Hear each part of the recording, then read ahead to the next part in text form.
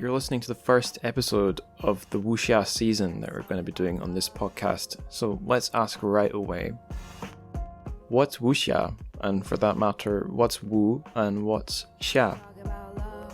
Well, we've got a guest who's very well placed to answer these questions, and that's Gigi Chang, translator of, well, one of the several translators involved in bringing Jin Yong's Legend of the Condor Heroes into English.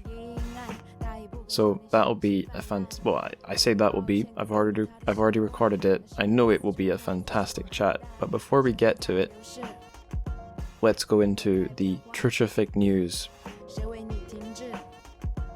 One of our listeners and former guest Lihaiwa told me when I said Trucific news, she thought I was saying the Church of Fake News. Well, no, Trucific, that's just an acronym for the show, Translated Chinese Fiction, Trucific. So yeah, without further ado, let's hear what the news is for this week. So the first news item is one I've actually already said. It's about the show. We're starting a Wuxia season. We're going to have a whole range of Wuxia experts coming on and teaching me about the genre, because this isn't going to be like the sci-fi season I did where I knew what I was talking about most of the time. This time I'm a relative newbie to the genre, and I certainly haven't read a lot of the literature, so it's going to be a little bit different in that sense, but we do have some fantastic guests and stories lined up, so lots of things to be excited about. All things going according to plan, we're going to have quite a few episodes this season, so it will stretch on. So great news if you're interested in Wuxia. If it puts you to sleep, then I can only strongly suggest that you stay with us, because I think it's going to be more amazing than you would expect. Right, that's the first news item. The second one is also Wuxia related, although why exactly that will become apparent in a minute. So today is Saturday, this is embarrassing, the 30th of May, just had to check there on my phone. And tomorrow, on Sunday, Paper Republic will be posting their Sunday sentence. I think their Chinese name is 1 week, 1 sentence, literal translation. I'm not going to embarrass myself and try and read the Chinese right now. But basically what they do for the duration of lockdown, I believe, in this coronavirus era of doing everything online, they're doing little online translation workshops where basically every Sunday they're going to be posting a sentence in Chinese, and it's everyone gets a shot. Anyone who wishes to join in can leave a comment beneath the post with their translation. So tomorrow they're going to do one taken from Legend of the Condor Heroes, selected by one of its translators, Anna Homewood. So check that out. It'll be up tomorrow, and if you want to have a shot at translating the sentence, it's going to be more than a sentence this time, I believe, but if you want to have a shot at translating it, go for it. I'm considering having a shot, even though I'm not, my level of Chinese is not even close. I'll decide on that once I've seen it. I might decide against it, but yeah, a chance for you to flex your literary and linguistic muscles right there for anyone who's up for the challenge. Okay, now another piece of news about this show itself, quite meta today on the news. Since the last episode on the Book of Shanghai, I have moved the podcast feed, this podcast's feed, from SoundCloud to Podbean. Now that's good for me and the show for various reasons. For you guys, the listeners, one thing you can do is most of your feeds will have transferred automatically, no need to worry. If you were listening on SoundCloud, don't worry too much, because my SoundCloud subscription that lets me have lots of episodes up there will last until March next year. So you can keep listening on SoundCloud as much as you like until about March next year, and then you will be forced to find a different platform to listen on. But if anyone is finding they have problems listening to the show, let me know. I think everything should be fine. The only platform I'm aware of that hasn't caught the new feed yet is Google Podcasts. I never attended to that one at first because I assumed they would catch the new feed right away, but they haven't. Everything else should be fine. So technical things aside, check out the Podbean feed because it lets me format the every post. I can format the text really nicely, and I'm able to include the podcast art that I make for each episode in the episode description. So have a scroll through and have a look at all those beautiful images I made for each episode. I'm sure that'll be fun. I've added a page for the Tritrophic map to the Podbean page, so you can browse through all the settings of the stories that we've looked at on the Tritrophic map and the author's hometowns and whatnot, and I'll be adding lots of locations for this episode because Legend of the Condor Heroes does jump around a lot of locations that exist in real China, part of China's real geography. So yeah, is there anything else I can say about Podbean? Not really, but do check out the page if you haven't already. It looks quite nice. Okay, and last little actual piece of news. It's another Paper Republic thing.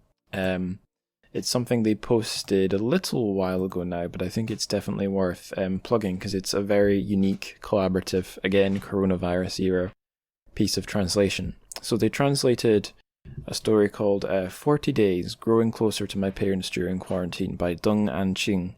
But of course it's a good read, but aside from that, from a translation point of view, it's really interesting because what they did, in partnership with the Lead Center for New Chinese Writing, they did like a give it a go, give it a shot, give translation a shot initiative.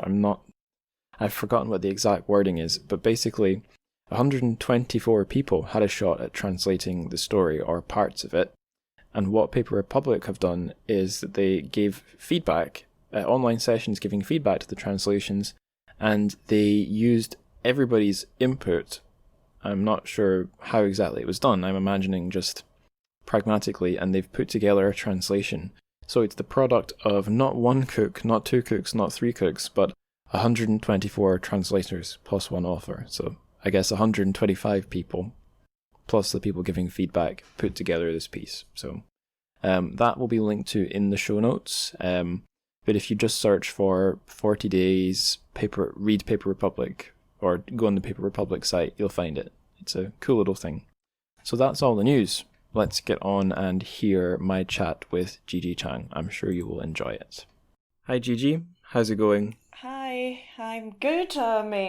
Translator's life is not the most exciting in terms of sort of everyday adventures. So quarantine, lockdown or not, is all the same. Right, and you're over in Shenzhen just now. Is lockdown pretty much over there, or is it still kind of eking on? It's pretty much over. All the shops have reopened. I think the only places that aren't reopened are cinemas and theatres. Right. But restaurants, bars, hairdressers, they've been open for two months, no, almost three. Like they've been open since at least March. Since March, a lifetime ago. Yeah, I know. Yeah. I had some news from my mum today because she's looking after my wee sister who's going into her second year at high school, and apparently they're looking at starting the school year with only the kids are going to be going in like staggered. So each week, each student will only be in 2 days a week. Nice. Well, nice for students. Over here, I think nearly all primary and secondary school kids are back at school now, but not kindergarten or university. Right. And they've been staggering in the sense that I think late April they let a couple of classes in, and then now I think it's the full school is back. So each week you get a new year. But I'm very jealous of students. Suddenly you have a 6 month holiday, and then you go back to school for a couple of weeks, and then it's the summer. Summer holidays still exists for students. Yeah, it's going to be a little bit like the summer in Shaja's stories, like an endless summer.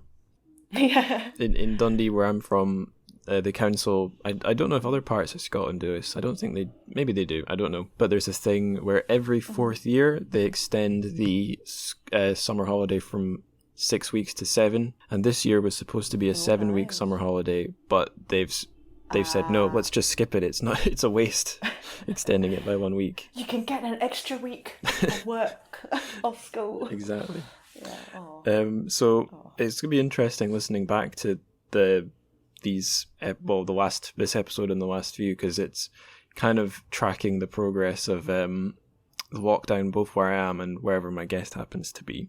But I'm sure, yeah. I don't want the listeners to get too bored of lockdown discussion, so I'll just move on to the next question. Yeah, sure. Gigi, can you tell the listeners a wee bit about yourself, who you are, what you do, and so on?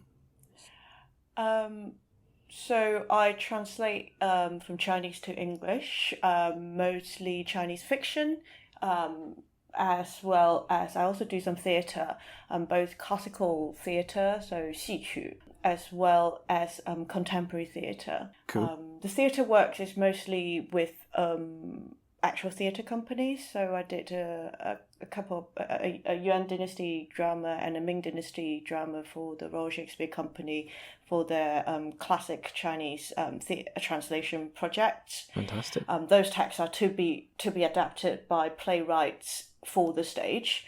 And then also did a couple of translations for the Royal Court Theatre for their China project a couple of years ago. But theatre translation are far and few in between. So what I mostly work on now is the translation of Jin Yong's Legends of the Condor Heroes. Mm-hmm. The series, yeah. And that's what we're here to talk about today. Yeah, so before we talk about the actual story of Legend of the Condor Heroes, I think we should maybe lay some foundations for this whole series. And it seems maybe like a weighty task for you, but are you up for it? Yeah, sure. I'll try my best. Yeah, it's what I do every episode. So here's a big question that you get first dibs on. What is wuxia?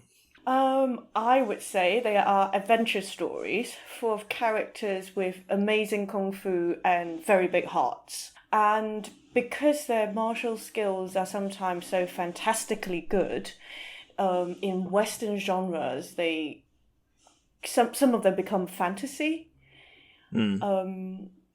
Obviously, there are also some of them with more fantastical elements beyond martial arts, like including Taoist cultivation and more traditional mythical Chinese elements. But the foundation of wuxia are always adventure stories. Yeah. With kung fu. I as kind of as preparation or for getting in the headspace for this series of episodes, I watched. I did together with my dad and my stepmom. Mm-hmm. Me and my girlfriend did a Zoom watch together of the film from Taiwan, The Assassin. And at the end, my dad said, he asked me, "So what genre are these films?" I just call them Crouching Tiger, Hidden Dragon films. And I said, well, it's wuxia. And then I thought, wait, that's a Chinese word. What English word shall I use?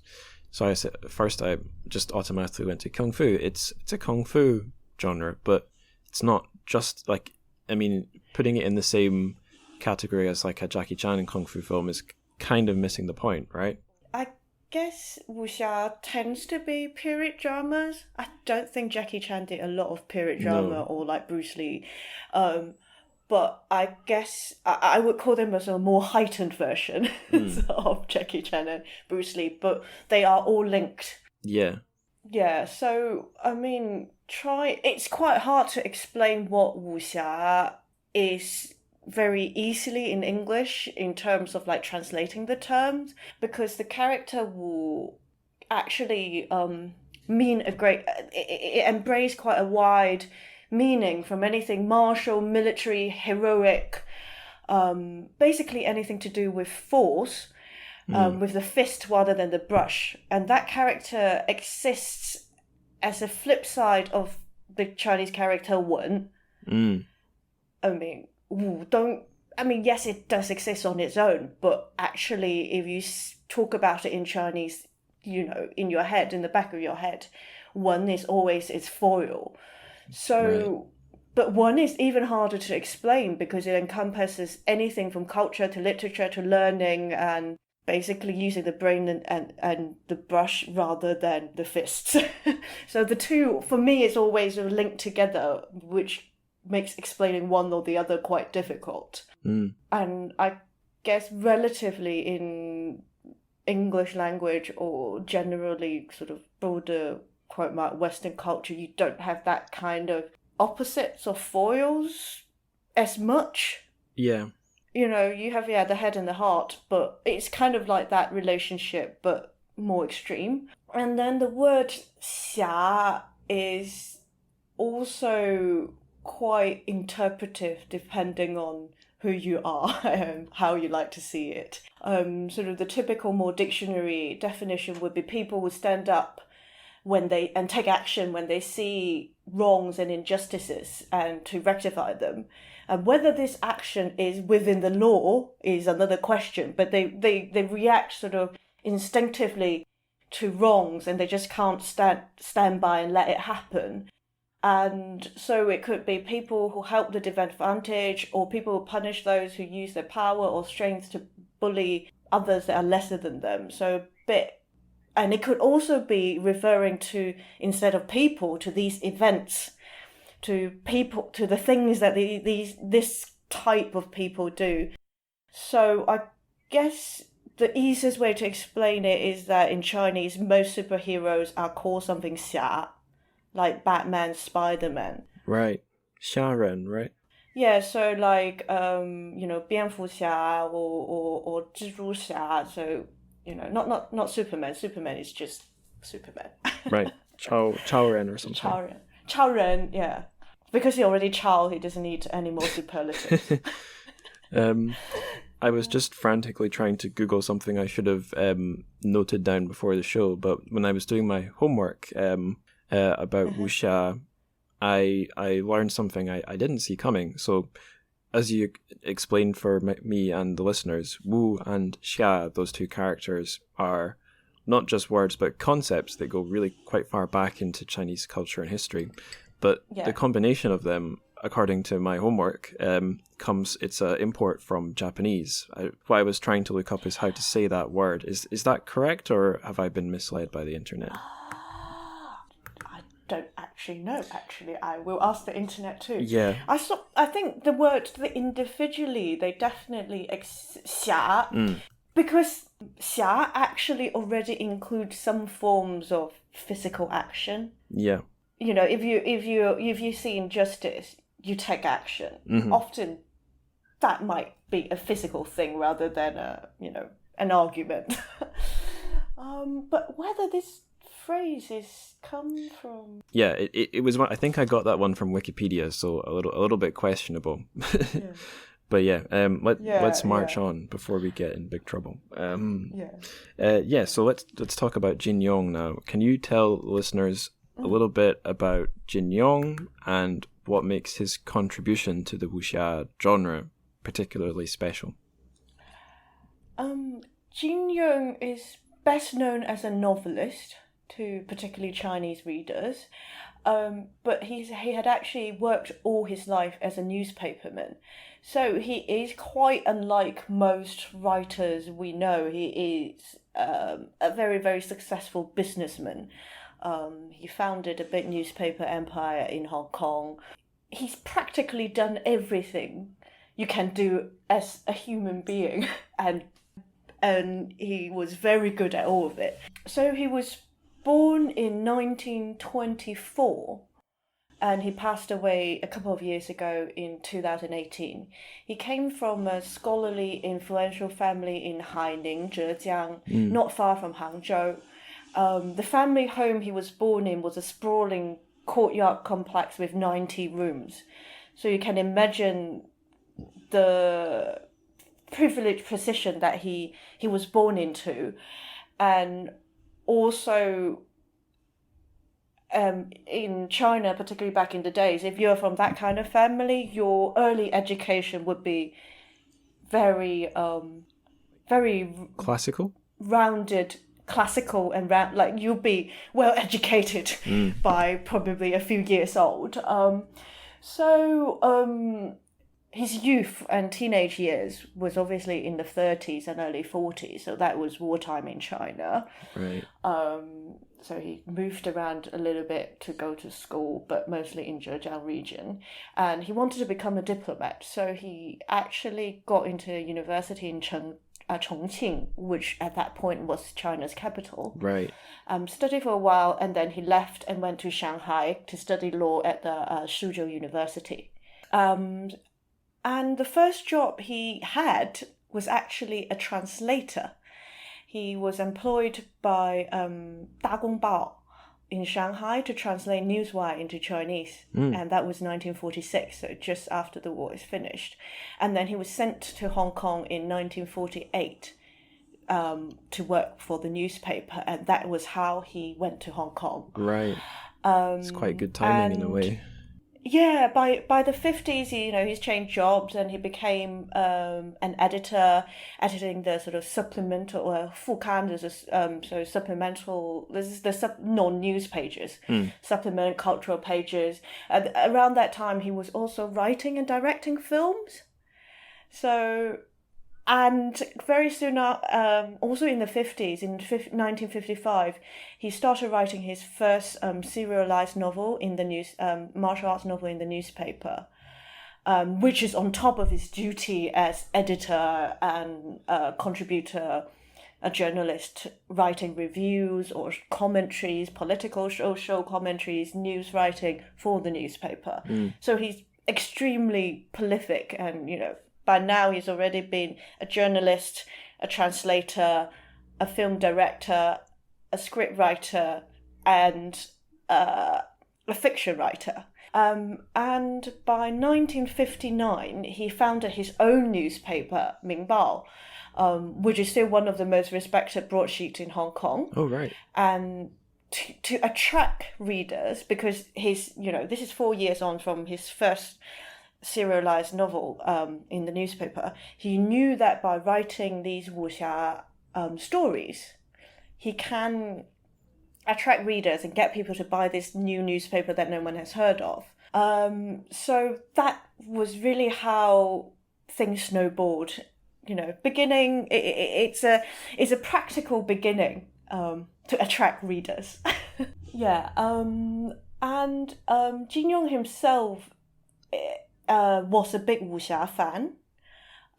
He was an avid reader, so he was familiar with foreign literature and with films and other media, which for me is was really how he contributed to the genre of wuxia, which in the past was more probably rooted in the sort of episodic format of Chinese novels, fiction. Yeah. So like 章回小说, so like 水浒 or many others, where each chapter probably is quite individual. So almost like a someone TV came show, in, right? did something, and there's and sort of a bit sitcom like. Yeah.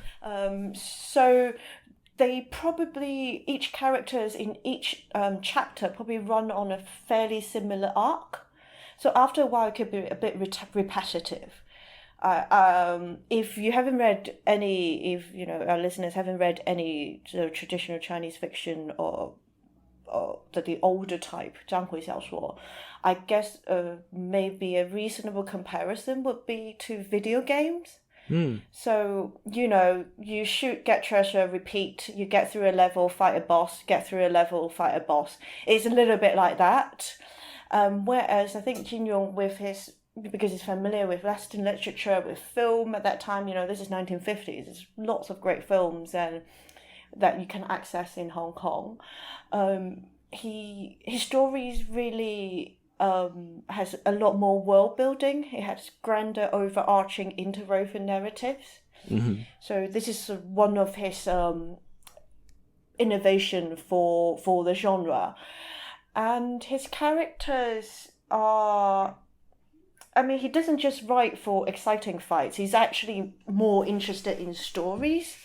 And the stories of these characters or their growth are often through the fight. Rather than like an Italian opera, you tell your story and then everything stops and they sing an aria for 10 minutes with the same line. His stories, the fights push the story on and tell you more about the characters and their personality and what they're trying to get to, where they're trying to get to. Yeah. So these stories tends to be set in turbulent time in history. The characters are facing the troubles of the time, and as well as their own personal problems. And often these two came to heads together, and they have to make bigger decisions about how they could contribute to society. But then I think a lot of his protagonists are individuals or independent figures of society. They aren't usually part of the government or any official associations, or if they only have very, very minor roles in it. So they're essentially laypersons doing things in the world and trying to change their world for the better. And I guess another thing that is very typically Jin Yong and get written about by academics as well is how he used a lot of filmic technique in writing. Right. So which in translation it probably is even more prominent, and I've seen, on Goodreads, and people were like, why does the points of view flips all the time? Like one line is the character A and the next line is character B. Right. Because that is how he written it. So he wrote his prose like it's the camera lens. So one moment you are looking at Guo Jing, and the next you're looking at Lotus Huang. You get a lot of reaction shots. You get a lot of fast cuts. It's very, very visual. He used montages and flashbacks and filmic dialogues and camera angles. Sometimes you get, an aerial shot, and the next is a close-up, and it's slow motion, fast. Mm-hmm.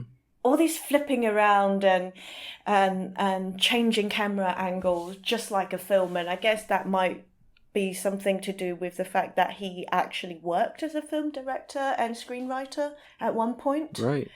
Sort of another thing is, this is probably more to do with his sort of interest in literature as a whole, Western literature as well. His characters, he does spend some time working on their psychologies. They're quite complex. They're not just heroes or villains, and everyone got their own shortfall if you're a good guy, but the bad guys also have some redeeming features. Yeah. They are not that simplistic in that token sense. Mm-hmm. Yeah, and I guess the one thing that is very, very special about Jin Yong is that martial art fictions are generally considered lowbrow pulp fiction.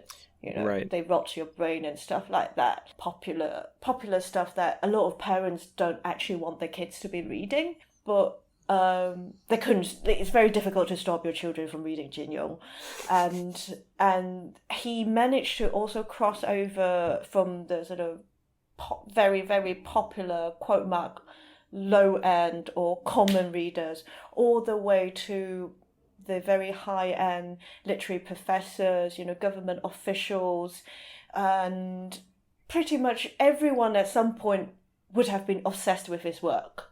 Right. And to have a book where an 11-year-old could enjoy it as much as an 85-year-old, that is quite special. Yeah, definitely. There are not a lot of books that could claim that. Yeah. Mm. So there's a very long answer. That's fine. I'm just trying to remember all the responses I had, because everything you were saying was matching my experience of reading Hero Born, but also the homework I did. First thing I'll get out of the way is I did find that thing about the Japanese word. It was indeed on Wikipedia. It's cited, but it is Wikipedia, so I don't 100% trust it. Okay. So I'll just read the paragraph really quickly. The term wuxia as a genre label itself first appeared at the end of the Qing dynasty, a calque of the Japanese, and then I don't speak Japanese, so sorry if this is wrong, Japanese bukyo, a genre of oft militaristic and Bushido-influenced adventure fiction. The term was brought to China by writers and students who hoped that China would modernize its military and place emphasis on martial values, and it quickly became entrenched as the term used to refer to xiayi and other predecessors of wuxia proper. In Japan, however, the term bukyo faded into obscurity. So that's that. If anyone who's listening has reasons to disbelieve this, please do contact the show. Now I'm going to try and remember everything I wanted to reply to you. What you were saying about movies, that matches my experience reading A Hero Born, especially the fight scenes where I felt like he wasn't trying to have any like literary ambiguity. He was trying to describe every single thing that happened so you could follow it precisely. Oh yeah. Quite never quite excruciatingly, but it's on like the scale of completely ghostly and ambiguous to excruciatingly describing every detail. He's definitely on the excruciating side of the scale. Yeah, I think what probably very different from, English language fiction is that, usually if you read a book, you get one big fight scene. Right. If lucky, and that's it. Whereas in this book, every chapter has a big fight scene. Yeah, that's true. and there's a lot of details, left hand, left foot, right foot, and then everyone else's left hand and right hand. You just got to a point where, okay, whose hand is this anymore? But I think the thing is that the details in Chinese probably don't seem as detailed. I mean, very badly put. But I think I know what you mean. Because in the martial arts is a big part of Chinese culture, be it in theatre. So you have, in traditional Chinese theatre, you have everyone can fight. I mean, there are people who are more specialized in fighting roles, but even your hua dan, your maiden, young maid dan roles, those women or men who specialize in those will have some form of kung fu, they to be able to do what they do on stage. So as such, the whole vocabulary that Jin Yong used, he didn't invent it. It exists for hundreds, possibly thousands of years in Chinese writing. Right. So, whereas in English, where it's fairly limited, you don't have books after books describing, sword techniques or boxing like techniques. fights, but whereas in China, they exist. This sort of so I think that is one major difference in how the text might read. Right. Because in English, everything seems to be, wow, you're describing all these things that most writers don't usually describe in that detail. Whereas in Chinese, it's just fairly standard. And whether it's in the past you grew up watching traditional Chinese theatre, Chinese operas with the fighting scenes, or like us younger people who grew up with TV and films, which still have a great martial element in them. From Bruce Lee to Jet Li to Jackie Chan, all that amount of fighting doesn't feel foreign or strange, and you take great joy in it. That's the thing that you want to read. You don't really care about the prose in between. You just want to go from fight scenes to the next one. Right. Yeah. I have remembered another thing I was wanting to mention. So what you said about the heroes being generally not big players in society. So in my homework, it was telling me that the kind of xia, like the wandering knights or the warriors, this is kind of, it's their traditional role is not to get involved. And they're in this, I don't know what you'd call it, but they're part of this kind of loose collective called the Jianghu, so the rivers and lakes. And it's kind of, the whole point of the Jianghu is that they're not I guess it would be the Shanhu, the rivers and lakes are in contrast to the mountains and lakes, I think it is. Have I got that right? I think, I guess Chinese society in the past is extremely stratified. So you have the official capacity, the government officials and military. So you're either that or you are not, or you're not part of the official officialdom. So and then they have like segregated into different not caste, but different like roles. Roles, yeah. You got your farmers, you got your merchants, you got your actors. There are all these kind of groups or types that you belong to. So I personally see that anything that is not part of the officialdom is part of jianghu. They don't necessarily have to be gangsters. Right. Yeah. But but that boundary and meaning is very what jianghu even mean is very, very fluid. Right. It's there are various meanings, but it just generally means you're not making money out of the emperor. Right. So it's all about the cash, about the money. It's in some ways. It's where, how do you make your living? Which part of society do you belong? Right. I guess to put it simply, yes. There's the official part of the society, which is run which belong, you run under the hierarchy of the emperor or the court, and then there's the side that runs parallel to it and support the court. So it's the other side. Something that matched up a little bit, you were mentioning earlier about Shuihu Zhuan, water margin. Yeah. I learned a bit about that one because I did an episode on Brian Holton's Scots translation of it, the Moss Flow. And so I thought, all right, I'll read the part of his translation that's up there online. And I guess I should have a look at the English translation too. I'll just read the whole thing. And then, oh my God, I saw the list of chapters. And I realised it was enormous. So I think I maybe just read a few chapters. Yeah, that's what I did. But I read some like little articles on it. And it was talking about how one of the, a thing that is going on in that story is like a band of not necessarily wandering knights, but like outlaws, like you said, almost like gangsters. They don't just set up camp, they set up their own little kind of like alternate society, their own little maybe commune is the wrong word, but yeah, they have like a parallel society. Sort of a bit communes. Yeah. I think it's, they don't necessarily have to be outlaws, but I would probably look at it as anything that's outside that sort of, imperial exam route. Yeah. Because that is one very close and well-defined world. Anything else beyond it, there is some level of fluidity and crossover.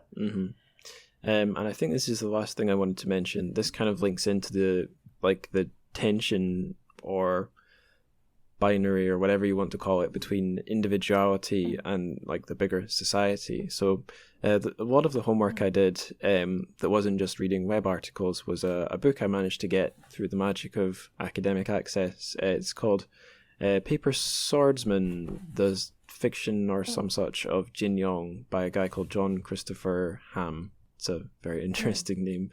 And in that he stressed in a few of the chapters that Jin Yong set quite a lot of his stories during like a fall or near the end of a dynasty. So Legend of the Condor Heroes were set during the Southern Song, and we never see the collapse of the Southern Song, but generally speaking we see it under attack and losing ground from the Jin Jurchen and then later the Mongols from the north, and then other of his stories are set during the end of the Ming and maybe the end of the Qing too.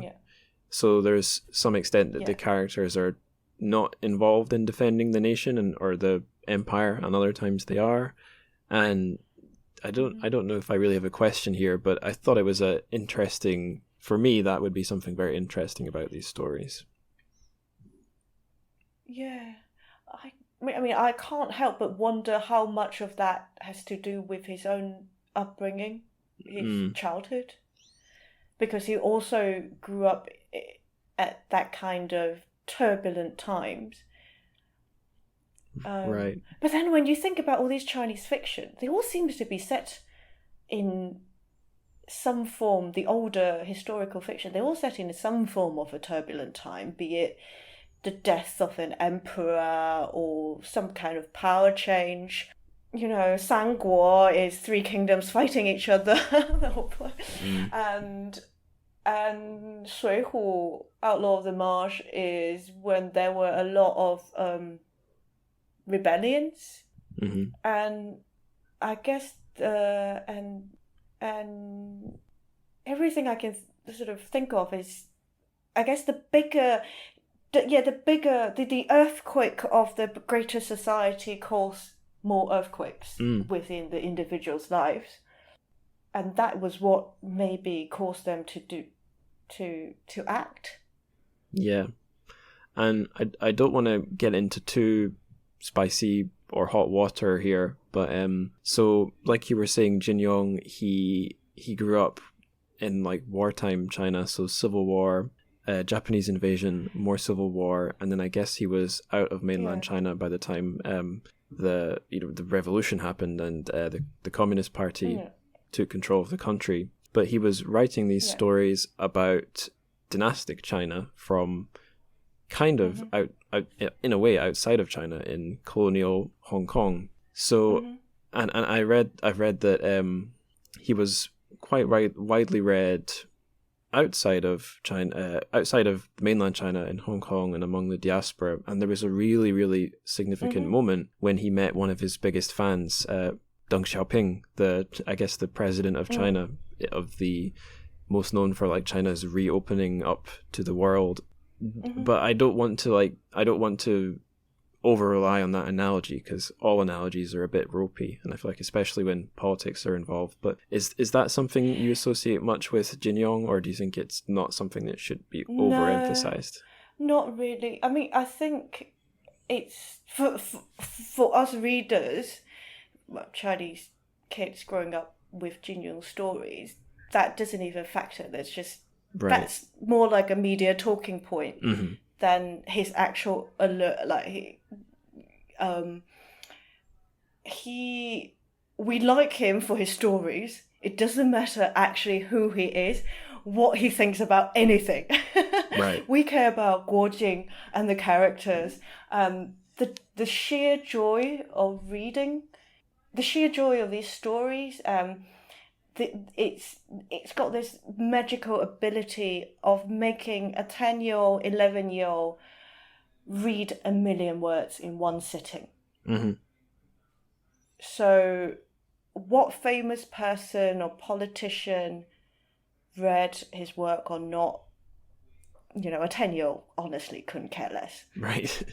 You've actually reminded me of the last thing I wanted to mention that your longer answer made me think of.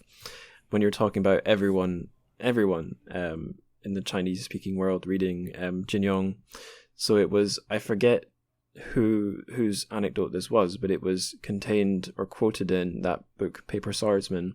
So there was some academic literati guy he'd been scolding his child because his child was reading Jin Yong's books, and this guy thought, it's trash. My kid shouldn't be reading it, especially because some other literati figure was going to come over to their family house for dinner. But guy, the guest is held in really high regard. But then when their guest shows up, he's got something like 3 books under his arm. He's got one of the Chinese classics, some modern European classic, and then Legend of the Condor Heroes. And then the kid's no longer in trouble because the one who's able to talk most enthusiastically and at most depth with their guest is the kid, the Jin Yong reader. Was the kid, yeah. Well, I think if you've grown up in among Chinese kids in China, or in the last sort of 30 years or 40 years, or Hong Kong or Taiwan or any other Chinese speaking places, you would probably know someone who got scolded or slapped around the wrist for reading Jin Yong, like your schoolmates, because parents think, this is not particularly edifying. But you will also have friends, probably yourself including, that have read his books through the night, under the duvet with a torch, and you hear this sort of addictive reading behavior from girls, from boys. Me, I am in the mid-30s, but I've also heard academics now in the 60s, 70s, 80s talking about the first time they read Jin Yong. And a lot of the time, these are Chinese literature professors who are very, very well respected. And a lot of them, sort of at first when they heard about, what is this Jin Yong Wuxia from Hong Kong, and they were pirated copies that people either smuggle in or copied out or whatever. Books makes their way through society by themselves. Right. And a lot of people would sort of go into it probably with a little bit snooty about them. And then the moment you start reading and you'll be like, what is this, crack cocaine? You just couldn't stop. And there are all these stories of people in the early 80s, academics or say, oh yeah, I just sat outside this library on a little stool and read Inhale the whole Condor Heroes in one sitting, and became addicted and became a scholar of Jin Yong stories. So, and they regard it as highly as other classical works. So I think there is definitely something special about these books. Yeah. And to anyone who's read them, that's the magic. And obviously and as a reader today, we can't divorce it from the many TV and film adaptations since the book existed. Because Condor was written in the mid-1950s, I think 1957, if my memory serves me right. And immediately there is a film version.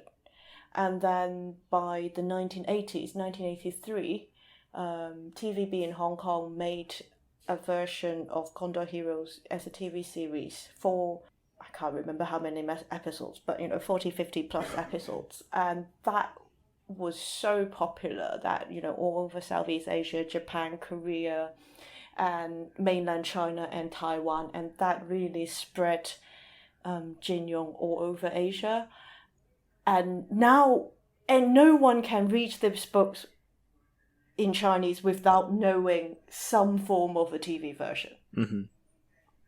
Yeah. So it's really bind up with the visual cultural memory, as well as the TV theme songs as well, because those from the 80s are still being sung today. That's funny. I was mentioning earlier about water margin, and another little fun thing I did kind of for research for that episode was I watched one of the shows, the first couple episodes of an adaptation of it. So not strictly wuxia, but there's the main hook in the chorus is burned into my brain. It's one of the few lines from a Chinese song I know. Yeah. I won't sing it down the line. That's the danger. Yeah. The danger of Chinese television shows, their theme songs, earworms that stay with you for years and decades. Mm-hmm. I mean, I guess I'd had that experience as a kid watching some of the anime that was coming over to British TV channels, which were also catchy, but in a completely different way. There was another thing I was going to say. What was it? Oh yes. So when you were saying one of the special things about the Jin Yong's books is that people are able to devour them. And this is like a thing I think is just in literature in general, people don't talk about much, is like the devourability or not just readability, but the speed and that kind of like the natural speed you can get through some books. Maybe that's people usually, I guess people use the terms dense and light, but I think that's a little bit different from how quickly you can read it. Something can be moderately dense or dense, but might have a really high readability. And I think there's like a sweet spot of something which is properly good literature, but is also extremely readable. And I guess maybe that's in that little overlap in the Venn diagram. It seems like that's where Jin Yong sits for a lot of people. Yeah, I think so. Yeah, definitely. So I think that's all my. Oh, sorry. What were you going to say? No, it's fine. Okay, cool.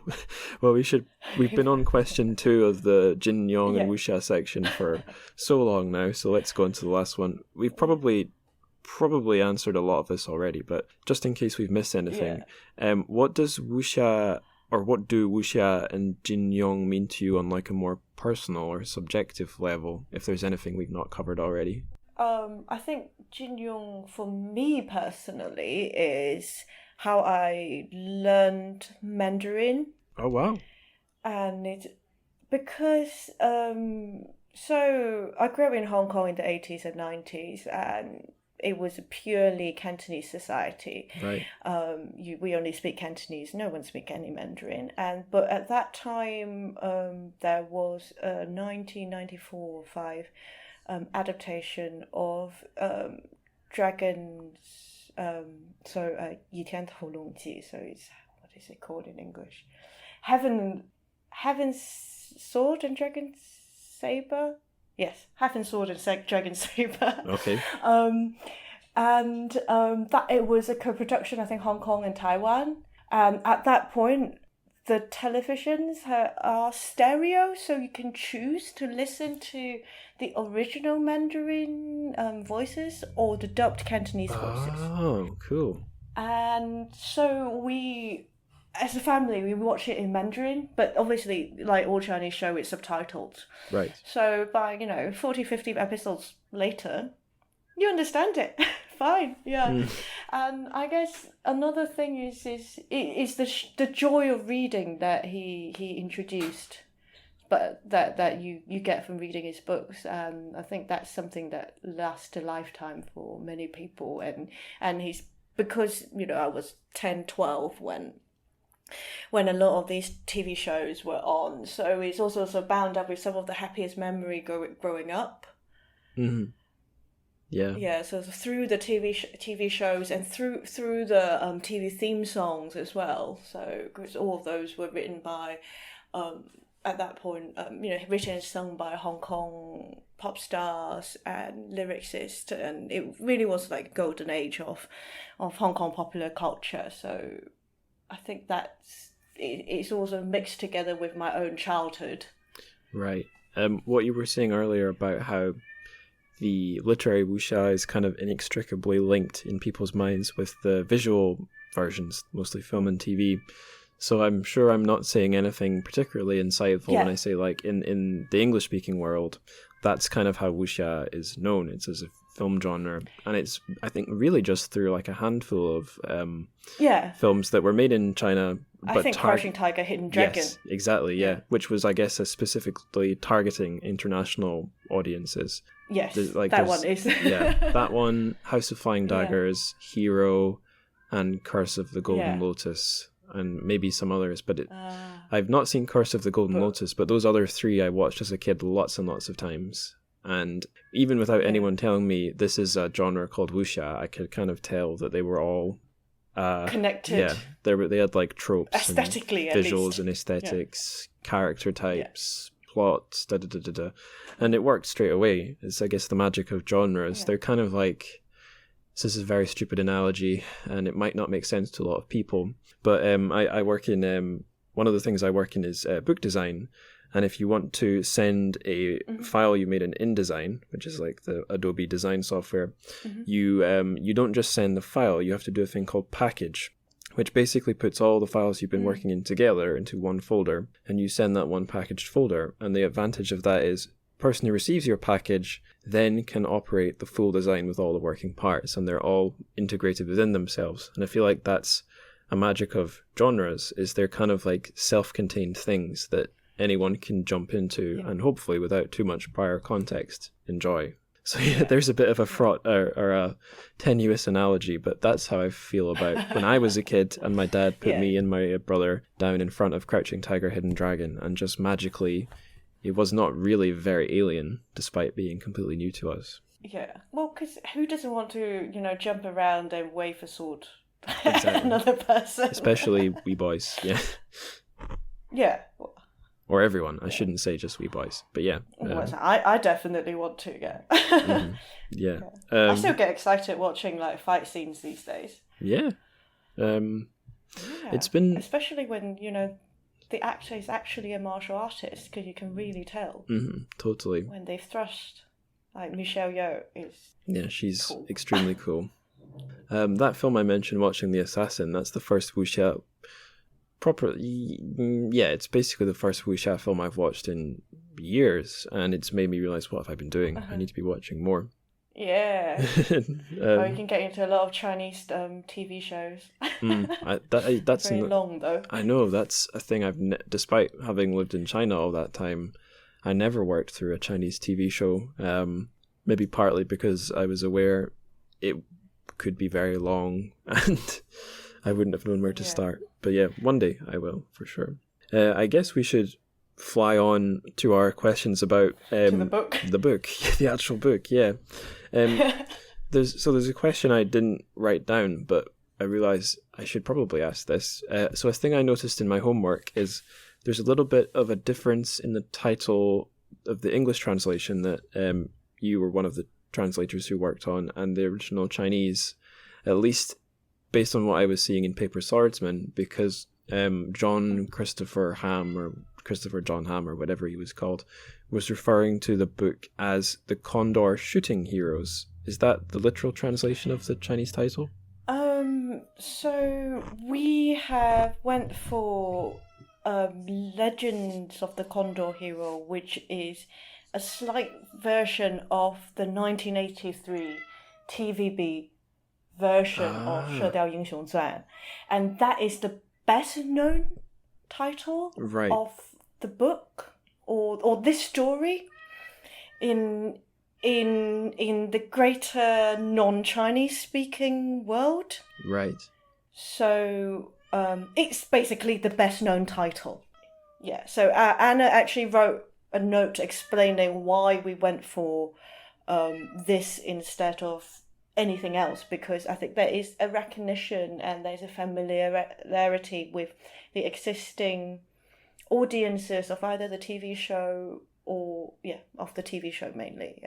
Right. Because a lot of Chinese diaspora watch that version. I mean, I've got multiple friends who still speak Cantonese to this day because of this TV show. Okay. I can hear there's a very small tiger in your background. Do you need to deal with it? Yeah, I've got a cat. No, it's okay. All right. So you mentioned Anna. That's Anna Holmwood. So I guess we should tell anyone listening who's not familiar that you and a few other translators all worked on this one together. Yes. So Legends of the Condor Hero is one novel of 40 chapters, almost 1 million characters long.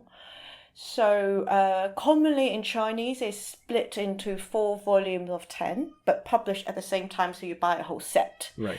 And with Legends of the Condor Hero being translated in English, to translate 1 million words will take absolutely years. Yeah. And our publisher, Magleyhold Press, decided that they want to do it 1 volume per year. Mm-hmm. So the books are split roughly about 10 chapters per volume.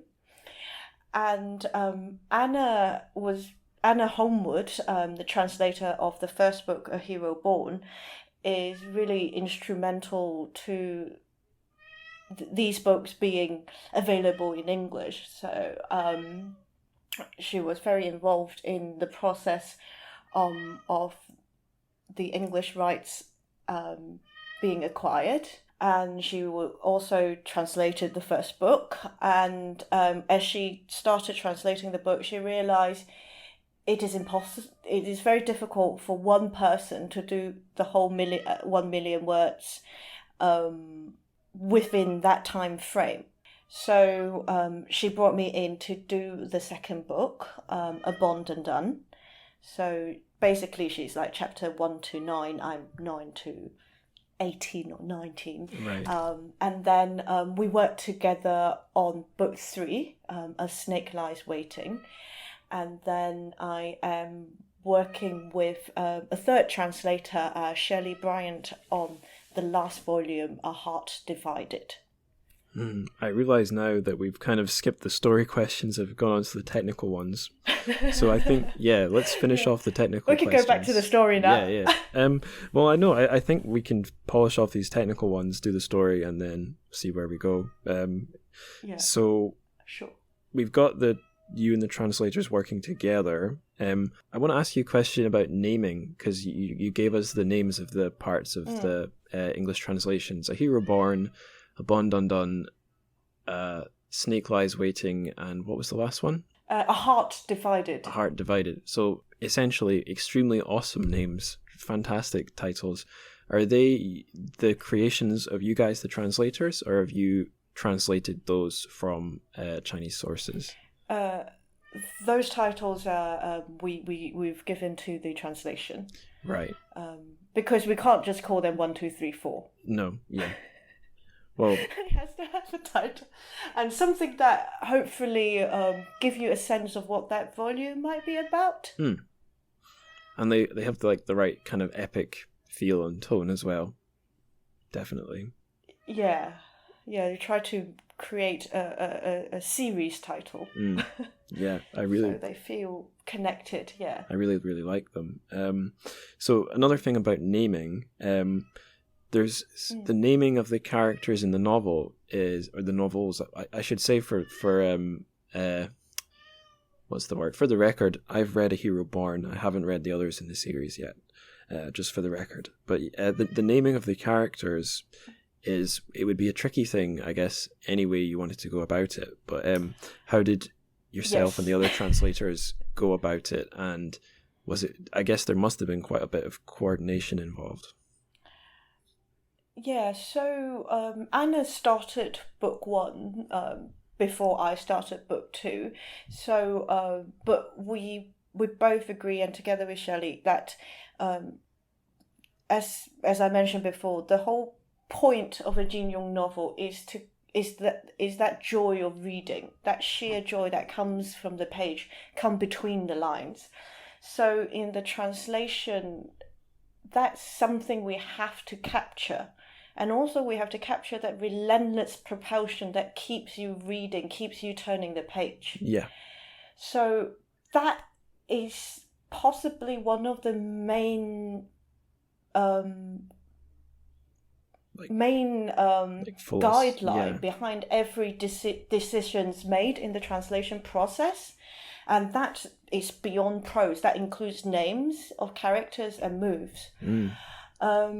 With character names, I guess majority of translated fiction these days, especially contemporary one, would just pinyin everyone. But the thing is about Chinese name is that they are not sounds. Written Chinese name are meanings, and if you read in Chinese, it's always the meaning that jump first at you. Is not the sound. Also because everyone speaks a different dialect, so the sounds are always different. Of course, yeah. So, but you sometimes some names might not even come to you. It's quite different from, say, English names. So, when you see a name like Mary, you don't always immediately only think of the Virgin Mary. No, of course not. Yes, but whereas certain Chinese name, the only thing it could be is what the character names means. Right. And with Wuxia, with a lot of Jin Yong names, the characters are named for a reason. A little bit like Harry Potter, Sirius Black, he is the dog. Yeah. He's the black dog. Or Remus Lupin, the werewolf, he's called basically Wolf Wolf. Right. So if you know that, then you just can't stop seeing it. Whereas in Chinese, it's much more immediate. You don't need to know Latin. You don't need to know about the story of the founding of Rome to realize that Remus Lupin it refers to wolves twice. So because that immediacy of meaning, so some names we have gone for meanings because it's intention of the writer, or it's very important to the characterization of the character. Yeah. Some other characters, like historical characters, we tend to retain their name in pinyin. And then, so those are the two main reasons. And then there's a third thing, which is the problem of pinyin. When you reduce wildly different Chinese name into pinyin, from characters into pinyin, things that you could never mix up written in Chinese character might become very, very similar spelled out. Yeah, like the two Shanxi provinces. Yeah, so they're the same. But in Chinese, it's like you have to be mad to get them. But you just can't mix them up in written for character form. Right, yeah. I mean, so for an example would be there are 3 characters in the book. One called Ke Zhen E. The other 2 are Ouyang Feng and Ouyang Ke. So the problem with these characters, they tend to appear all at the same time. And Ouyang Ke, his name, is the combination of the other 2 characters. So when you have all 3 of them on the same scene, you're kind of like, oh God, what do I do now? Mm-hmm.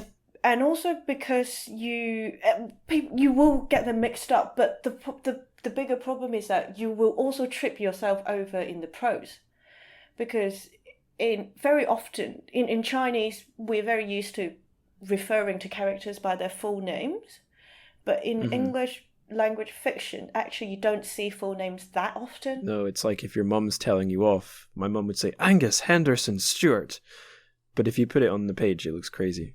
It would mean something else. Yes. It would bring in a different connotation.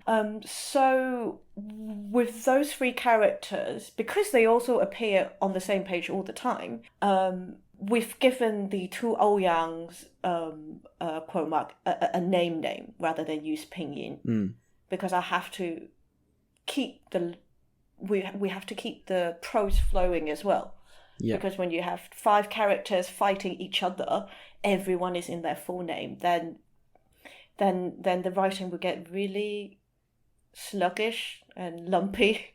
Mm-hmm. It doesn't fly. I wonder, so there's some practical reason as well. Yeah. I wonder, because there's all these kind of like I don't know if you can call them hidden traps, but there's all these things that could trip up a translator or pose like just very, very fiddly technical questions. Is that a reason why it's only in this, well, at the end of this decade that Legend of the Condor Heroes is coming into English? Is it because it's a lot more or a lot less straightforward than translating, say, like a Mo Yan story or something? So personally, I think that it has a lot to do with reading habits. Because and also interest in China. So I was in the UK in the early 2000s, and at that point, no one's interested in Chinese stories. The only Chinese things that anyone interested about coming from China would be contemporary art, visual arts. Right. And that's early 2000. And then if you move, so in the past 15 years or so, you can see interest or deepening, be it partly to do with the economic integration or globalization, and as China become wealthier, people have to, learn more about it. Yeah. And also because there's more connections, easier connections through the internet, through cheaper flights, through opportunities, work opportunities. After 2008 in Europe, in America, you finish university, there's not a great deal you can do. Whereas China's on the rise, or Asia in general, there are more work opportunities, and that definitely there's some cross-pollination in that sense. That's a greater socio-economical, political landscape. But I think the other thing that is really important for me is that how fantasy and very long books became mainstream in English language readership. So from, say, something like Harry Potter or Game of Thrones, or even with the films of Lord of the Rings, and all of that came in sort of late 90s, early 2000, so fiction went from 200 pages to 1,000 pages, and people read it. Yeah, I remember as a kid thinking a bigger Harry Potter book is good because it's more Harry Potter. Yeah. And also, I don't know, I remember sort of even in the early 2000s, fantasy and science fiction are the sections in the back for nerds. And now that stuff is, right up front on the ground floor. So I think that also help with people acceptance or create a bigger market or interest in these very long books. I could totally see that, yeah. Right, so let's rewind and get to the questions about the story, because nothing's more important than the story ultimately. It's all very well and good to be technical and philosophical and intellectual, but nobody cares if you don't have the story in the first place. So in a nutshell, what is the story of the Legend of the Condor Heroes about? It's a coming-of-age story of our hero, Jing, coming to terms with his talent, abilities, as well as his vocation and identity as a martial artist, as well as a son of the dwindling Song Empire when it's facing 2 foreign invaders. So, do you want more about Guo Jing?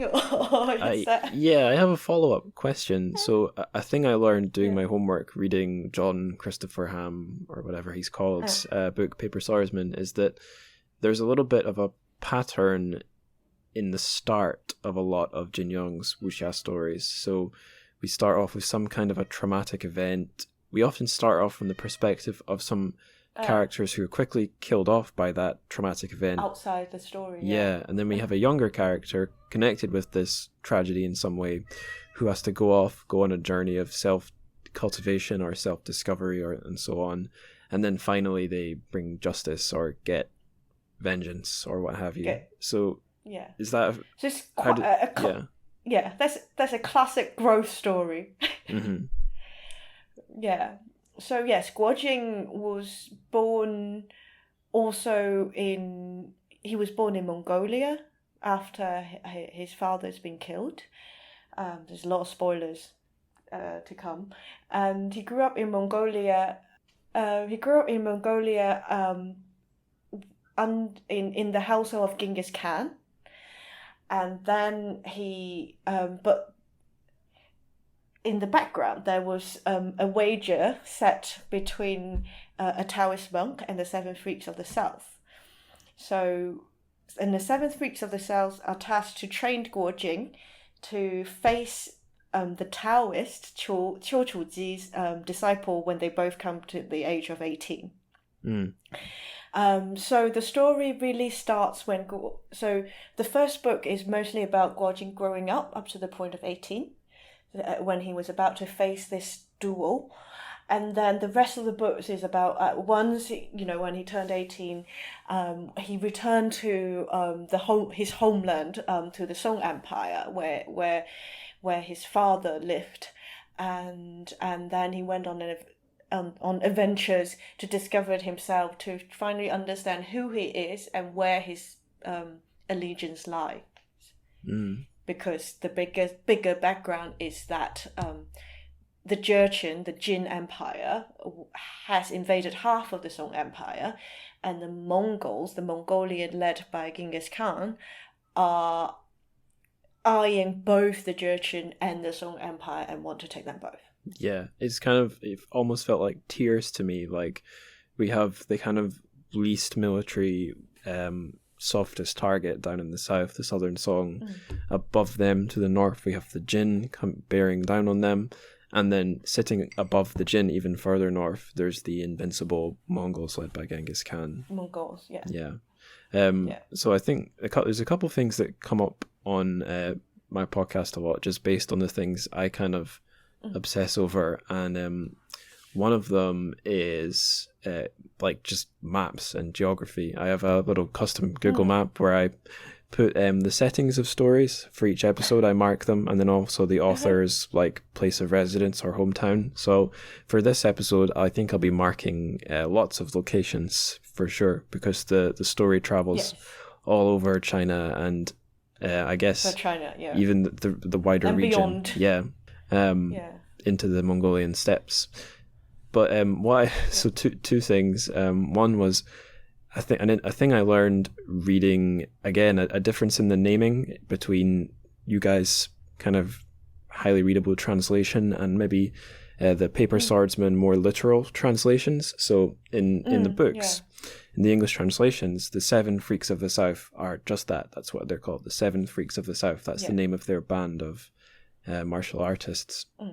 In Paper Swordsman, he's named them, I think, the Seven Eccentrics of Jiangnan. And number one, it's just quite a funny, wonky title. But the other thing is Jiangnan. That's like a running theme of this show.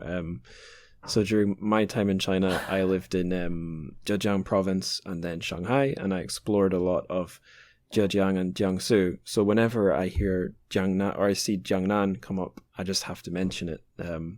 But I guess it is important to the book because a lot of what happens is set around Lin'an, so like historical Hangzhou. Yeah, Hangzhou. Yeah. Yeah. But most people don't know what Jiangnan is. Right. Unless you're Chinese. Yeah, so you can't put it in the English translation. Unless you're mainland Chinese, actually, I would say. Right. Or you have connection to that region. Like, if you don't have a reasonable geographical knowledge, you might not have any idea what Jiangnan is. So, like, most of the Hong Kong, even like the Hong Kong readership, a lot of them wouldn't get necessarily where that's pointing to or what it means. I think older generations will know. Younger, harder to say. Right. Okay. Cool. Yeah. I mean, if I had lived in, or the years I'd been in China, if I had been anywhere else, yeah, I might never have learned what you probably Jiangnan wouldn't was. know. Probably because not. It's not the province name. Exactly. Yeah. It's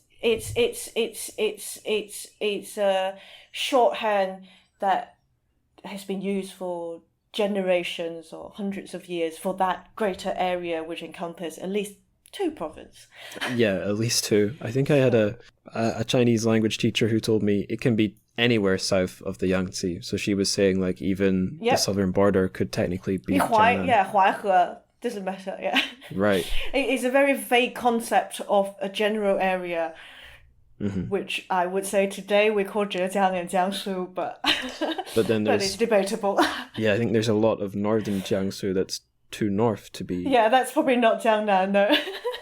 Anywhere with canals and white houses and grey roofs and. Yeah, I would still call it. The other thing I was going to say I'm a bit of a nerd for, I play a lot of the Total War games, and I would be playing the Three Kingdoms one if I had a more expensive computer, but I'm not that rich, so I'm not playing it yet. But through them and through learning a little bit about history, I did learn about how the Mongols, the Mongolians, fought their battles and just how unbeatable they were. And so when we got to a bit in the story where I think it's Genghis Khan or his generals lead his tribe of Mongols to beat another one of the nomadic tribes, and I wondered, okay, is this going to be, are we going to see a battle that's kind of Jin Yong's own invention, or is it going to echo what I've read learning about these guys? And it kind of read exactly like they didn't use brute force, they used trickery, they kept their distance, and then once they were in a position to win, then they used the kind of brute force, which was exactly then they start hacking. Yeah, it's what I'd learned from history, and it was I enjoyed that alongside the kind of one-on-one fights. Yeah. I don't really have more much battles to to come. Oh, fantastic! Yeah, I'll keep reading. Yeah. So that's kind of what the story's about. Now I'm going to be a little bit awful here and use some commercial language. What would you say is the biggest selling point of Condor Heroes? It's the sheer joy of a great story. And one that's been loved by literally millions or billions of people that haven't been accessible to non-Asian language speakers. Okay, that's not a very elegantly put word, but we know what you mean. Condors hasn't really been translated into many European languages before this. But now it is being translated into German, Italian, Finnish, Romanian, Finnish, Polish. Finnish is, I think, book 3 is coming out very soon. Cool. And Portuguese, Spanish. Yep. Well, basically most of the major, a good handful of major European languages. So I think it's a great story. It's a great fun story that you can just get excited about. Yeah, when you said Finnish, did you know that there is a joint Finnish-Chinese wuxia film? What is it called? I don't actually. It's called Jade Warrior, and it's from 2006, and it combines, I think, maybe a story from Chinese wuxia or traditions with some like Viking. Finnish stories. Not I think Vikings, Finland, but or that like Northern European, yeah. I've not seen it since I was a teenager. It's a weird film. know. It's not a kid. It's a very strange film. I might know it with its Chinese name, but Oh, maybe. All right, I'm going to really swiftly open Wikipedia and see if there's a Chinese language page for it. Languages. Oh, Wikipedia yeah. is very good Chinese, for that. Yeah, the Chinese is even on the English language page. Yu Zhanshi. So just literal Jade Warrior. Yu I Zhanshi. don't think I know. Yeah. It's a weird film. It's good, but it's really quite odd. I'm going to look and see if it's on the Chinese internet. I've got all these VIPs, all these websites these days. Right. While you're doing that, I'll throw you a question. Do you have a favorite martial artist in Condor Heroes? Because there is an awful lot of them. Yeah, my favorite one is Cycle Mei, the villain of A Hero Born. Because she Abandon Done opens with a very long flashback of her youth, and so she really, I feel like, quite close to her, having worked on her memories, and to see how she's not an evil person. She doesn't set out to cause harm to people or kill people. It was circumstance and misfortune and a little bit of her own personality and a lot of misunderstanding that put her on that path, and that makes her a really, really rich character. And she's got really badass kung fu. Yeah, I was wondering if you might say one of the female characters, and I thought about writing a question about them, but I wasn't really sure what to say. But just a thing that I think is a amazing standout for even my first experience of watching Crouching Tiger, Hidden Dragon is number one that there are female warrior characters in these historical kind of epic kung fu films. That's number one. Number two is that they can hold they're just as strong and dangerous as the male fighters. That's number two. And then what would number three be? I guess that if you were looking for things to criticize, some of them are, that what am I trying to say? They maybe do also have some traditional feminine traits that a reader looking for like a feminist classic maybe wouldn't find. So there's lots of things that I'm not really in a position to get my head around. But do you have anything to say about the female Sharen, the wuxia characters? Yeah, I think there are frustrating points about them, but they exist and they're quite good at fighting, as you said. And I think traditionally in sort of Chinese stories, with female characters are often quite prominent, whether as in that sort of scholars and beauties love interest stories. They do play an equal role, and there is a tradition of sort of stronger females that are either rallying against the system or fighting on behalf of the men within the patriarchy. So they exist. Might not be in the best of situation, but they do, and they might have a much steeper slope to climb.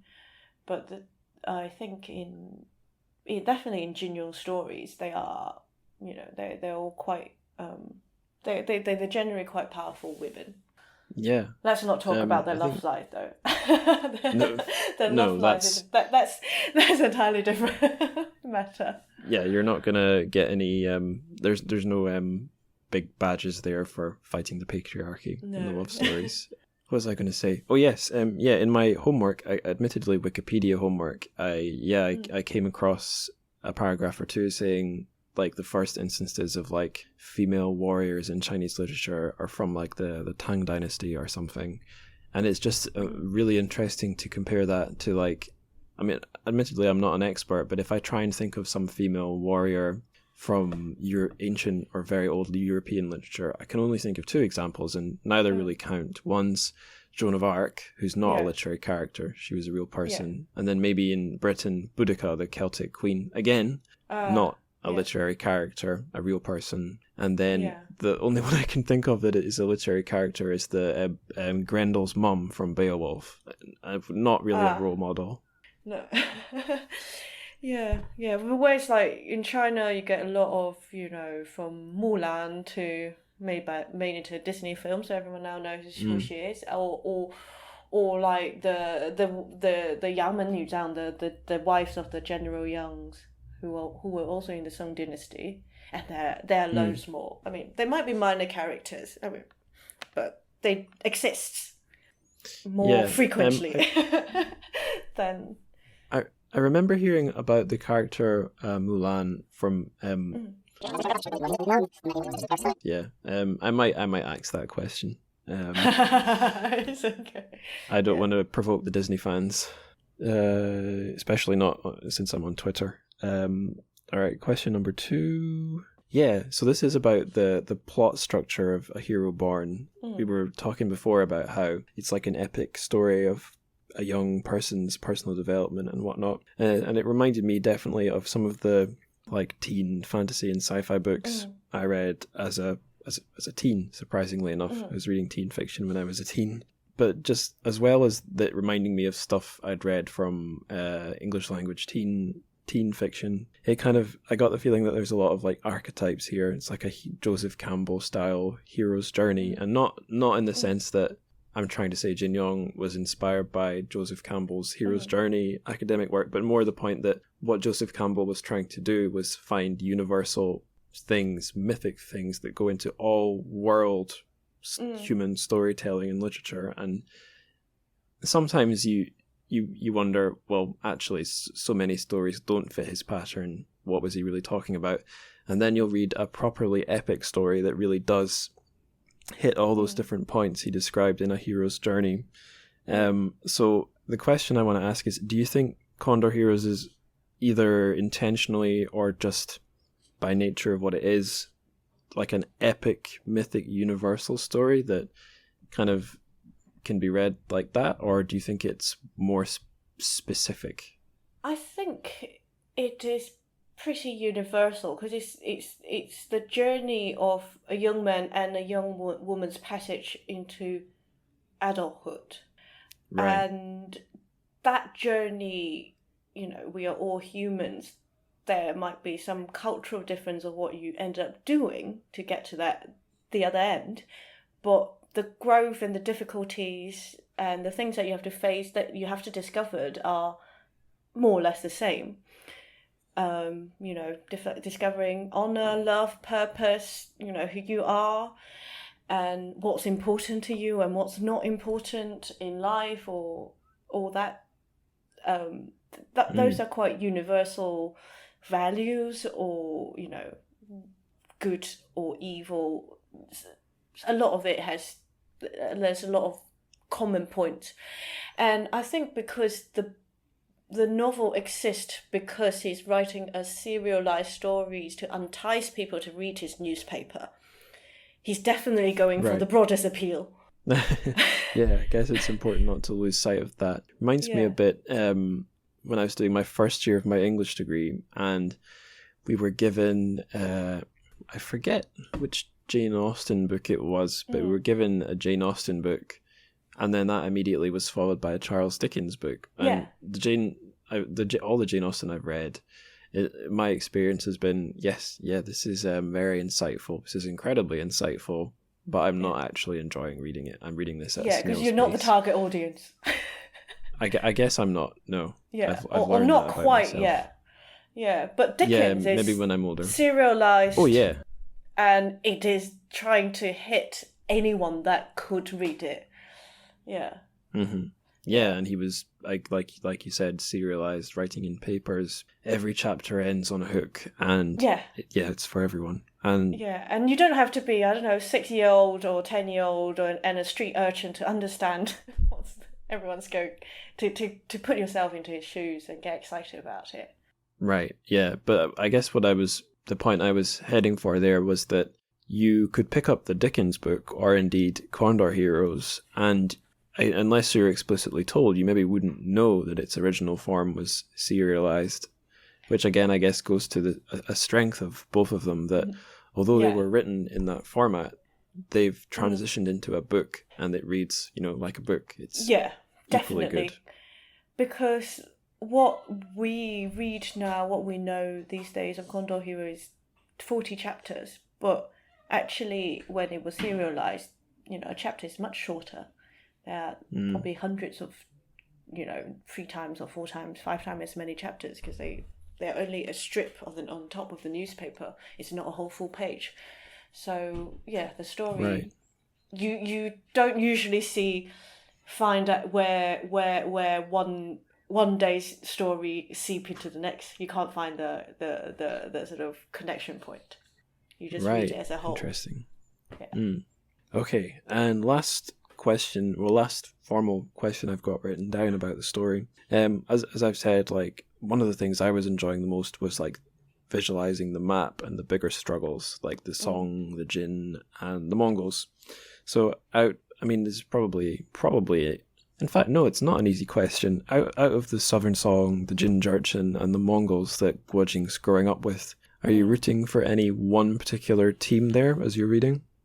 Well, the story, because you grow with Guojing, and his final allegiance is obviously with the Song, where his family, his bloodline came from. So you feel torn for him because, he grew up with the Mongols. He's very good friends with all the people, but when it comes to a point in his life, he had to choose, and he knew he quite very quickly worked out how he should choose, or there is actually no choice. Right. So your emotion, you definitely get pulled along by him. Mm-hmm. Yeah, I kind of found, that as far as those, like, 3 teams, the book basically kind of, although with the characters, you could side with an individual character or have your opinion about them, these bigger kind of, like, factions, the book is more guiding you to read one as a particular way. I think that, I'm maybe looking for a level of complexity that wasn't there, but I was wondering, we see the Song as being particularly Chinese, and the Mongols are definitely living in a very different society. And I was curious to see how the Jin would be depicted, and they kind of just read as not so different from the Song, but bad guys. I think most of their names were names in pinyin, but maybe I was looking for something that was never going to be there in the first place. Because the Jurchen language is practically, I think, lost in how it's pronounced. So I think academically, all Jurchen's emperors and names can only be transcribed in pinyin. Right. Yeah, and they I guess in the book they're portrayed as in between Mongol and the Song, so they're still good at battles, got good cavalry and horses, but they're not as good as the Mongols. They're not as cool as the Mongols either. No, they're kind of just jerks. Yeah. So that's all my questions about the story. I'd like to ask just some kind of miscellaneous questions here. So there's a thing it was a thing I introduced to the show, then I forgot to do for a while, but now I've like standardized it and brought it back. It's having a word of the day. Pardon me, a Chinese word of the day. So can you suggest one from this episode? It could be related to Condor Heroes in any way you fancy. I thought quite cheesy. 中干一胆. Even better. 中干一胆. Yeah, so 忠肝义胆. So it's like the loyal liver and the righteous gallbladder. Because in Chinese, anything to do with bravery and courage is represented by the gallbladder and the liver. Which is quite interesting, considering in English, lily-livered is talking about cowards. Right. So there is some strange intersection where the liver is representing the two sides of the same emotion. Yeah. That's very strange. Courage and cowardice is all hinges upon the same physical organ. Yeah. I could think of a couple more in the same ballpark in English. We say like how much he's got guts, he's gutsy, or he's not got the stomach for it. I'm weak stomached. Yes. But it's funny that it's the exact same organ. That's amazing. Yeah. But the sort of cool. The flip side of the meaning. But it's very interesting how these sort of entrails play a role in terms of these feelings of bravery or loyalty or courage, which I guess it sort of across culture, it's something that is very deeply human and it's like inside of you. Your core, yeah, totally. Yeah. Well, I'll put the characters and the pinyin and the meaning for that in the show notes for anyone listening. If you guys want to teach yourself some martial Chinese, thank you for that, Gigi. That was really cool. Okay, so the next question is also a bit random, a fun one. Don't take it too seriously, but if you could be any character from Condor Heroes, who would you be?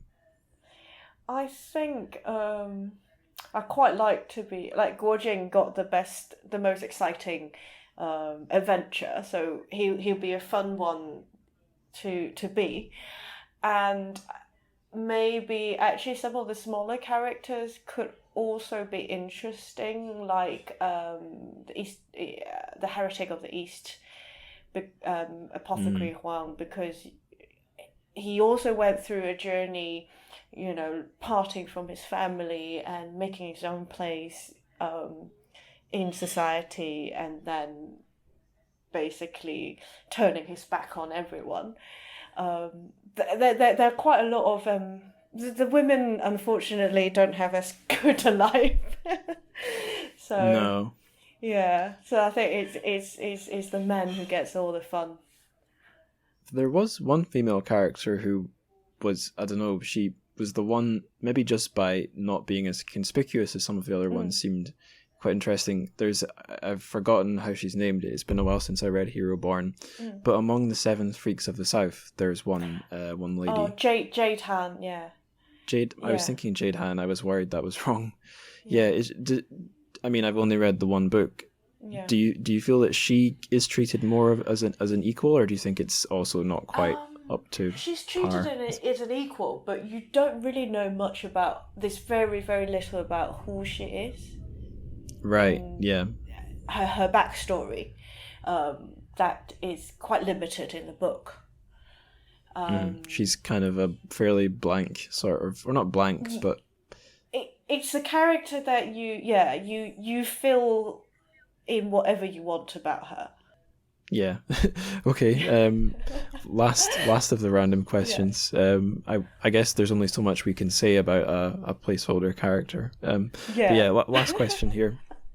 It's your little slot for some self promo. So, where can listeners find you online? Where can they find your work?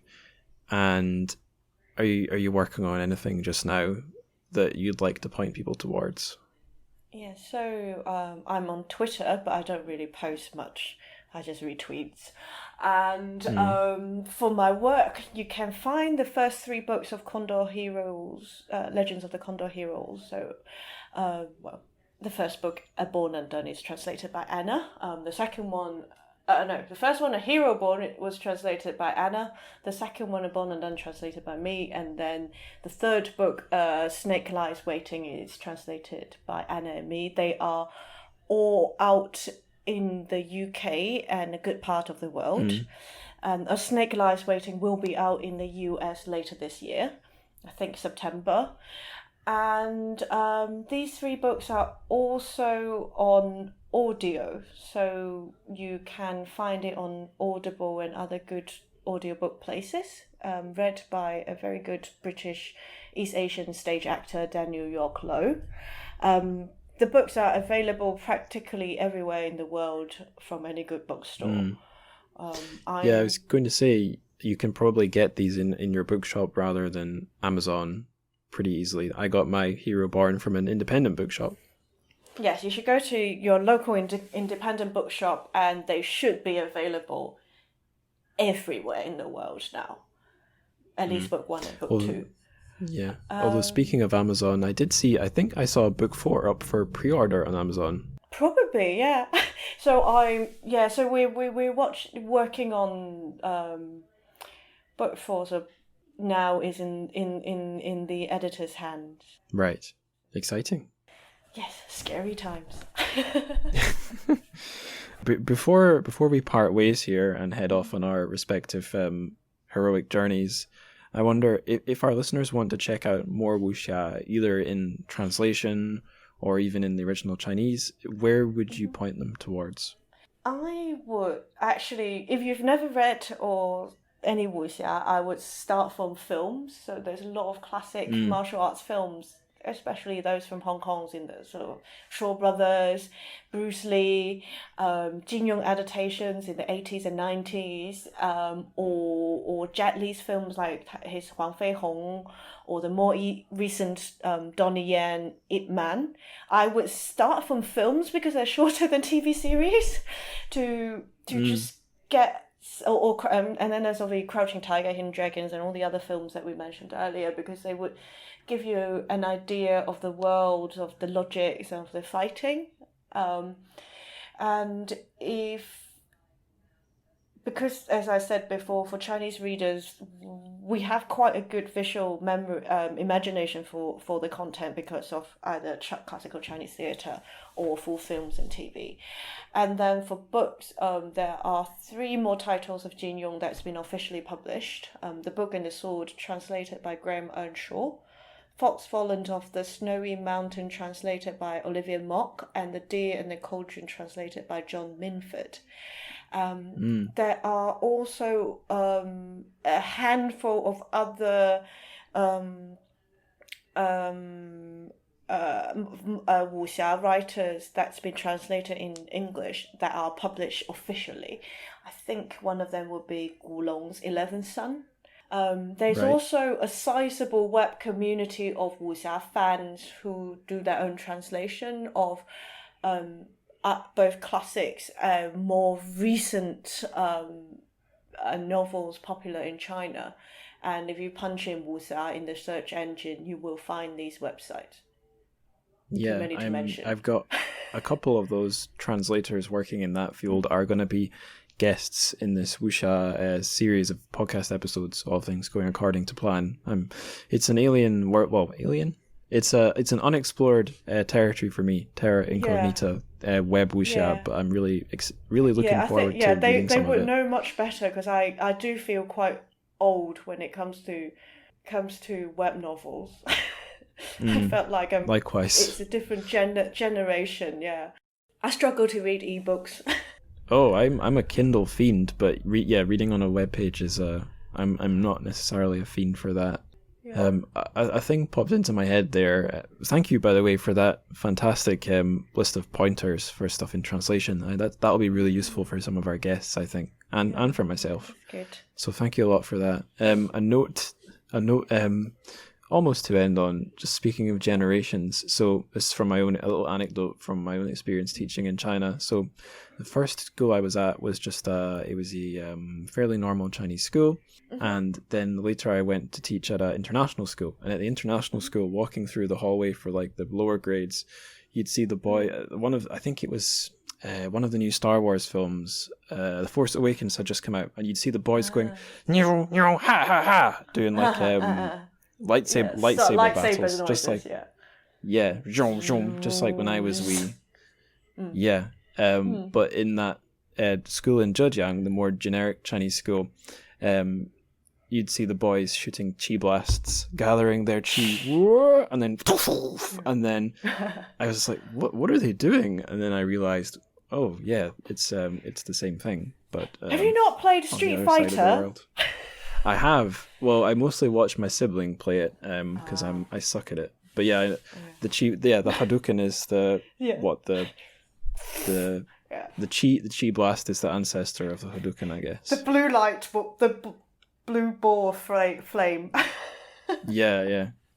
I remember that when I was watching my sister play the Street Fighter, noticing that the game is quite careful to like give every fighter a nationality and a flag, and it was interesting.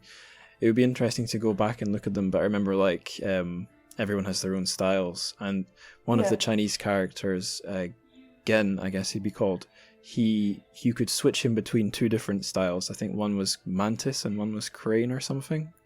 So yeah, a whole. So there's like Shaolin there. Kung Fu then, or something like that. I guess he's something like that, and then there are other, like there are Hong Kong characters. Is there a Taiwan character? I don't know. I don't remember very well. But some of them are like some are moderns, some are more classic. Yeah, I was pretty rubbish at it, so I didn't go through that many characters or moves. Yeah. The one character I always played was also a Chinese character, Chun-Li, but not because she was Chinese. Yeah, just because you could mash a button and she kicked really fast. Yeah, then she kicked, yes. She's easy to get kicking. Yeah. A good way to hold your own against the experts. Yes. Just have your legs. Just smash the console. Yeah. Yeah, that's the ultimate victory. Transcend the machine. Yeah. Speaking of transcending technology, we should probably bring our call to a close. One more question. What are you reading just now? I'm terrible because I always start books and take forever to finish them. So I'm probably on like 4 or 5 books right now. Some of them I've been reading for years. The first one is Yao, and mostly in Chinese, Yao Xueying's Li Zhicheng, which is a 10-volume novel on the farmer rebel who toppled the Ming dynasty, but then he got booted out by the Qing. So I've been reading it for 10 years now.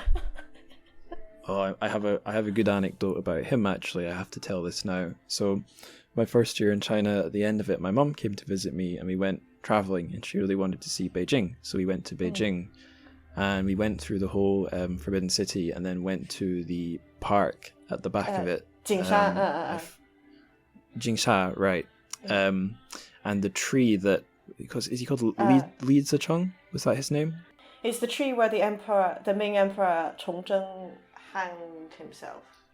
Right, so that episode from history, we were walking along, we came upon the tree. I was reading the little plaque that described that event in history, which I think I had, it was ringing a bell because I'd read John Key's China History, so I was like, oh, this is the tree, and I was about to turn around and tell my mum this is the tree where so-and-so important figure hanged himself, but there was an old guy just a few paces away from us, and he looked at my mum and me and went, and mimed a guy hanging himself. So that one's burned into my memory. Oh, that's fun. Sounds like an interesting book anyway. Yeah. No, yeah, well, I'm now trying to get to the end. He's about to die, I think. I just want to know how it... you know how it ends, but you just don't want to know how they got to that point. The other book that I just started reading is Hong Kong writer's new book, Ma Jiahui's new book. I don't know, how do I say it in Mandarin? 鸳鸯六七四, which apparently is, I don't think it's got an English title, which apparently is a mahjong configuration. Interesting. I'll leave it at that because I can't explain much. Okay, I won't demand you explain. That's and fine. The third book that I'm reading right now is J.G. Bartlett's Miracles of Life, which is a collection of memories and essays from his life. So it starts in Shanghai, because I lived in Shanghai for 10 years and just moved to Shenzhen for the last year. So it's quite nice to read about Shanghai. You know, I know all the places he talked about. He cycled around and I really need to read that. That sounds fantastic. Yeah. I might have told this anecdote on the show before, so I'll do it really quickly. But I read Empire of the Sun just before moving to Shanghai, and it so happened a few months after I moved there, I ended up working at SHSID, Shanghai High School International Division, Shanghai Zhongshe Guojibu. That was originally the site of a different school, but between being the different school and the one it is now, that was the internment camp that Gigi Ballard and his parents were kept at. Oh, his parents, so not in Longhua. Yeah, Longhua. Okay, because he was in Longhua. I think, as I understand it, in the book, his parents are gone, but in real life, his parents were there. Oh, I think they were together. Yes. Right, but and there's a foreign teacher there who does a little J.G. Ballard tour of the campus each year. Oh, really? Oh, never. I wish I've gone on, because I've seen online about J.G. fans going to find the camp and taking. I think they demolished it not very long ago, and like the old architecture that might have been the internment camp. And I think I remember people talking about most of the buildings are gone. Yeah. Yeah. But JG's there are house. A few that are still there. JG's house is still there. On not Xinhua Lu, the one next to Xinhua Lu. I've forgotten what it's called now. But yeah. My Shanghai inner street map is good, but not that good. But yeah, I really need to read that book. No, he's not in Wanping Lu. Oh God, I've forgotten all the street names as well. But anyway, he cycles very fast. Right. It used to take him an hour to cycle from his house to the Bund. And, 1930s, creaky old bikes, bad roads, 1 hour to the Bund. But I know that we're about 8 kilometers, I think. And I know it would take me about an hour to cycle to the Bund as well, because there are just so many traffic lights. Some of my happiest memories of Shanghai were cycling, not in the center, although that can be nice, but around Shanghai High School, that's near the first ring road. So in that sort of distance from the center, you can get some really nice rides on your mobike, your little digital rental bike things. Some very happy memories of doing that. Yeah, I lived in Shanghai for so long, I've got my own bike. So it's the time before mobikes. We all got our own, some friends got fixies, I've got I had an old Fenghuang Phoenix, but that was just too much hard work, so I went for a Giant in the end, and I struggle on mobike because they're too slow. Right, yeah, they're pretty basic. Now that we're talking about mobikes, it probably is time to yes. to part ways. Wrap up, yeah. Especially since any listeners who've never seen a mobike are probably thinking, what is this? What are they talking about? Put a picture on. I should put a link in the show notes. But yeah, it's been really good having you on. Thank you so much. You've certainly taught me a lot. Yeah, very welcome. I think it's been a fantastic start to the Wuxia season. Yeah, I look forward to listening to the rest of them. So thank you again to Gigi Chang. That was a fantastic chat and a great kickoff to our Terrific Wuxia season. Really, really fantastic. Thank you so much, Gigi. Now let's do the plugs, the little kind of end of show self-promo stuff.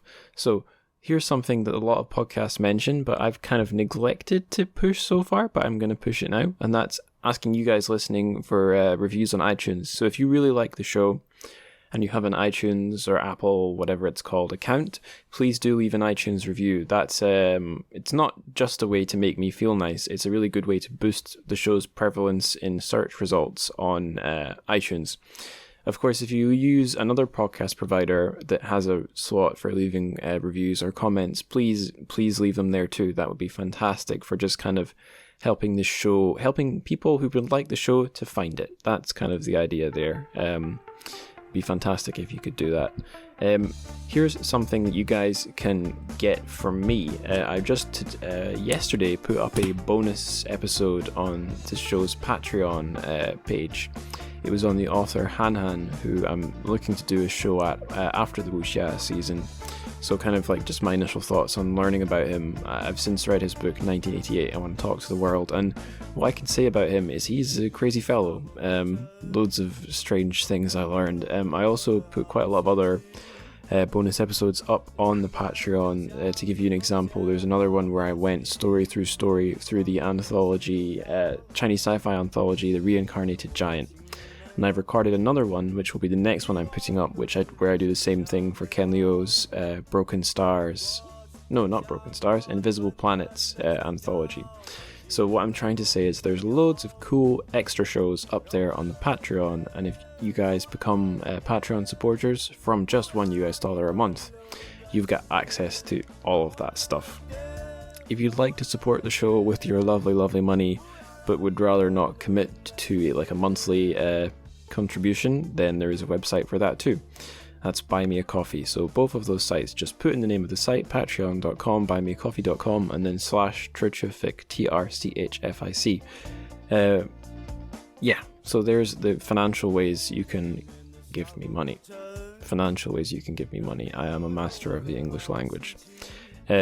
So the next thing I'd like to promote is the Podbean. So I talked about this in the Trchfic news, but again, if you're listening on SoundCloud, now would be a great time to hop over and subscribe on any podcast app, and also to check out the new Podbean homepage because it's really cool. So just go to trchfic.podbean.com and you can see the map and episode art, and I'm going to put as many interesting pages there as I can.